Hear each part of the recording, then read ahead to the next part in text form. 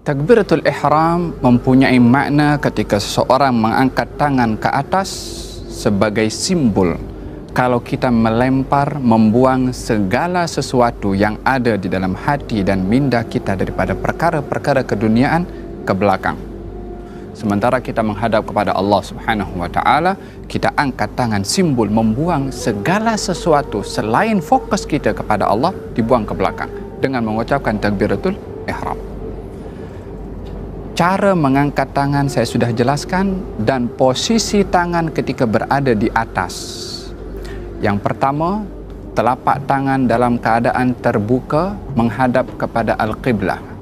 Apa yang kita tahu daripada sunnah takbiratul ihram dilakukan adalah terbuka menghadap kepada Al-Qiblah, sejajar dengan cuping telinga, berada di atas bahu, dan sebut bersamaan dengan memanjangkan sebutan takbir Allahu Akbar.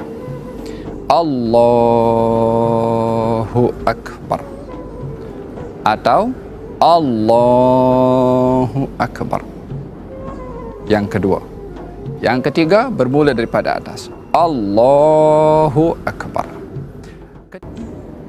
Terdapat beberapa riwayat yang diriwayatkan oleh Imam Abu Dawud tentang kaifiyah salat meletakkan tangan itu. Satu riwayat mengatakan adalah di atas pusar, di bawah dada. Riwayat yang lain mengatakan di bawah pusar. Posisi tangan adalah seperti mana saya jelaskan dan berada di antara pusar di bawah dada ataupun di bawah pusar. Dalam riwayat yang lain dikatakan juga adalah tepat kepada dada dan dilekatkan ke dalam dada. Tapi yang menjadi pegangan dalam mazhab Imam Syafi'i adalah antara di atas pusar dan juga di bawah dada, atau dalam mazhab Imam Maliki adalah di bawah pusar, atau mazhab Imam Abu Hanifah. Apa yang patut kita gunakan mata ini? Tengok kepada apa? Tengok kepada hadapan, tengok kepada bawah, ataupun tengok kepada apa? Kalau kita salat di Kaabah, di Masjidil Haram, maka kalau kita nampak kepada Al-Kaabah, mata kita melihat kepada Al-Kaabah dengan penuh mentakzimkan kepada Al-Kaabah. Tetapi bila mana salat di tempat yang kita tidak nampak kepada Al-Kaabah, maka kita melihat kepada maudhi' as-sujud. Tempat kita sujud, itulah mata melihat ke tempat sujud. Posisi tangan ketika ruku' adalah tepat di atas lutut dan jari-jari lurus ke bawah. Kalau diangkat dia menghadap kepada Al-Qiblah. Ini baru posisi telapak tangan ketika ruku'.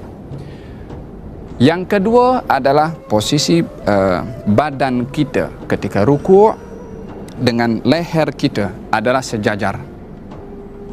Yakni kalau kita berada dalam keadaan ruku' adalah berada dalam keadaan kalau diletakkan sesuatu di atas belakang kita, maka tidak akan jatuh sesuatu itu karena badan kita adalah datar dan rata. Yakni seperti ini. Posisi kaki ketika berdiri itu, baik dalam keadaan berdiri ataupun ruku', tidaklah terlalu lebar, tidaklah rapat seperti ini. Adalah merupakan perkara yang di luar sunnah kalau seseorang salat kakinya rapat seperti ini. Tidak pun juga terlalu terbuka. Hendaklah dia sederhana, yang agaknya kalau diukur dengan satu jengkal itu adalah sudah mencukupi seperti ini.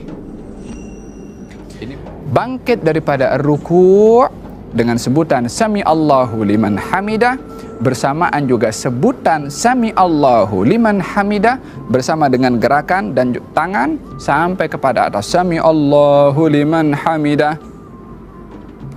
Tangan disunnahkan turun ke bawah. Posisi sujud seseorang bila mana sujud adalah jari-jari atau batin daripada jari-jari itu adalah menghadap kepada Al-Qiblah. yakni karena kaki bukan berdiri seperti ini sahaja, tetapi ditekan sehingga jari-jari kaki itu menghadap kepada Al-Qiblah.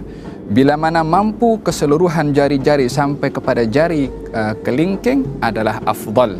Tapi kalau tidak, walaupun sudah satu jari itu sudah memadai untuk mendapatkan sahnya as-sujud, bila mana batin daripada jari-jari kaki ini adalah menyentuh kepada tanah. Yang tidak diperbolehkan adalah bila mana posisi kaki seperti ini. Yang menyentuh kepada tanah itu adalah kuku atau zahir daripada jari-jari. Tidak, tapi butunul asabi', batin atau bagian belakang daripada jari-jari kaki. Walaupun hanya sekedar ibu jari sudah memadai, tetapi afdalnya adalah seluruh jari-jari kaki itu adalah ditekan ke bawah sehingga seluruh jari-jari ini menghadap kepada al-qiblah, kanan dan juga kiri, lutut dan juga tangan. Posisi tangan bila mana sujud adalah berada di tanah menghadap kepada al-qiblah, sejajar dengan jatuhnya atau sejajar dengan bahu kita, yakni seperti ini dan juga seperti ini. Posisi tangan menghadap kepada al-qiblah, kalau ada sesuatu yang jatuh daripada bahu kita akan jatuh kepada tangan kita, yakni bukan tangan itu melirik ke kanan ataupun berhadapan seperti ini, tidak, tetapi menghadap kepada al-qiblah.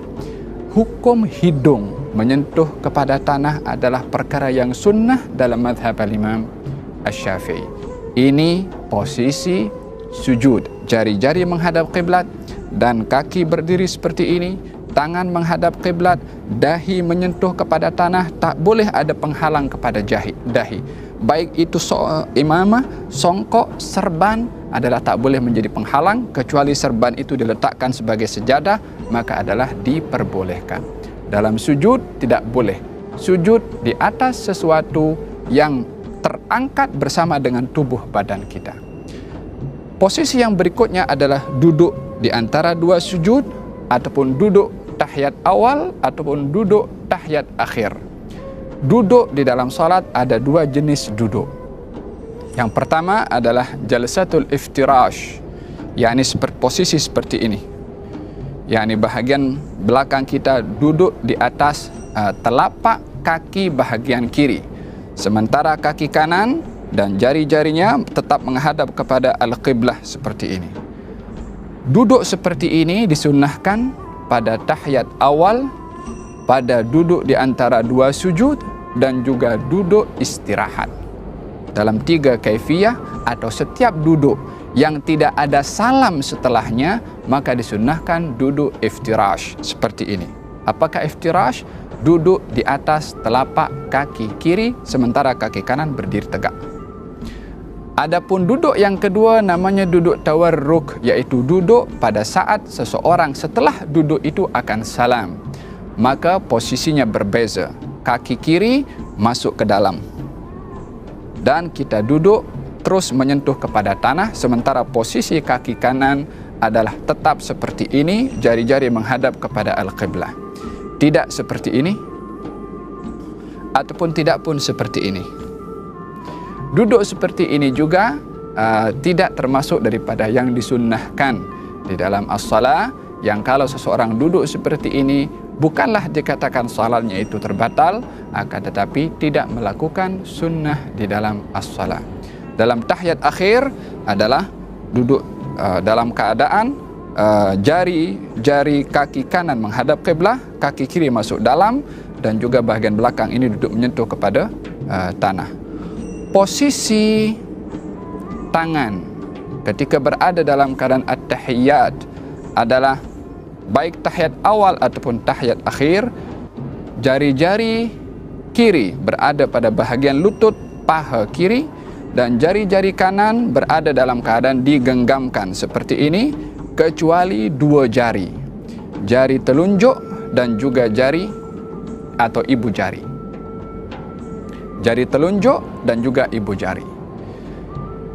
Cara yang digalakkan atau disunnahkan dalam mazhab al-Imam Syafi'i adalah bila mana seseorang itu ingin mengangkat ataupun at-tahiyat, katalah tahiyat awal atau tahiyat akhir, posisi telapak tangan kiri berada tepat pada lutut, telapak tangan tepat juga berada pada lutut, 3 jari daripada tangan kanan digenggamkan, kecuali ibu jari dan juga jari telunjuk yang berada dalam posisi seperti ini.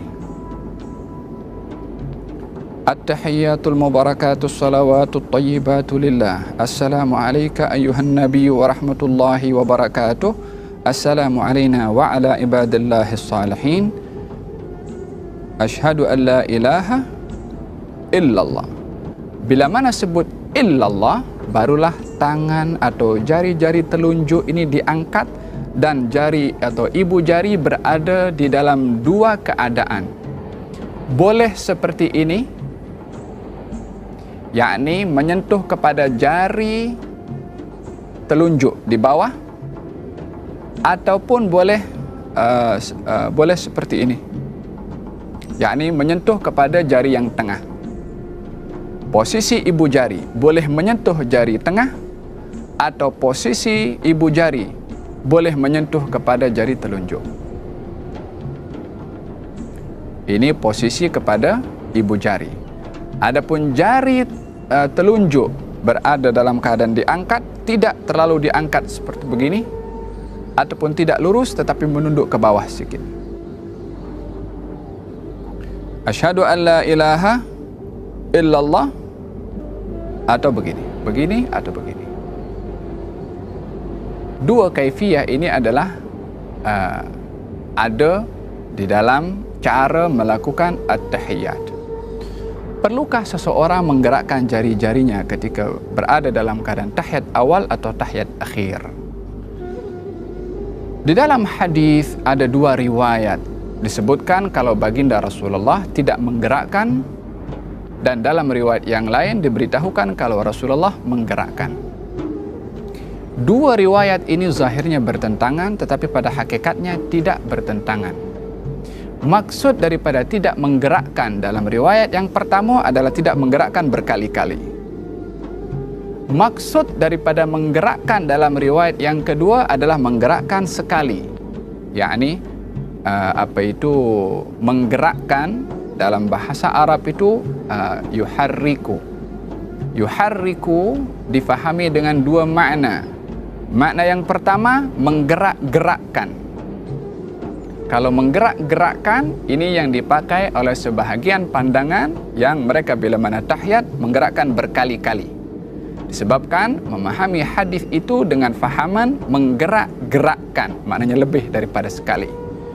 Yang memahami hadis itu menggerakkan sahaja, maknanya sekali sahaja, daripada atas daripada bawah ke atas. Asyhadu an la ilaha illallah, maknanya dia juga pun menggerakkan. Maka dalam hal ini, dalam mazhab Imam Syafi'i, yang menjadi pegangan adalah menggerakkan sekali sahaja, juga sesuai dengan hadis Nabi Muhammad sallallahu alaihi wasallam. Bila mana selesai daripada at-tahiyyat, fil alamin innaka hamidum majid, disunnahkan seseorang tidak terus salam, tapi bagi ruang sedikit. Fil alamin innaka hamidum majid. Bila mana nak mengucap assalam, assalamualaikum warahmatullah, yakni setelah sebutan kum baru menoleh ke kanan, dan setelah sebutan kum baru menoleh ke kiri, tapi tidak bersamaan dengan sebutan assalamualaikum, adalah tidak menepati kepada sunnah. Dan juga tidak perlu kita menggerakkan kepala berkali-kali. Assalamualaikum warahmatullah, assalamualaikum warahmatullah. Gerakan ini bila mana 3 kali berturut-turut akan menyebabkan batalnya salat seseorang, karena perkara membatalkan salat adalah bergerak 3 kali berturut-turut.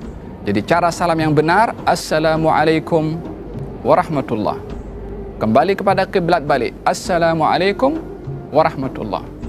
Tidak pun daripada kanan terus menoleh ke kiri.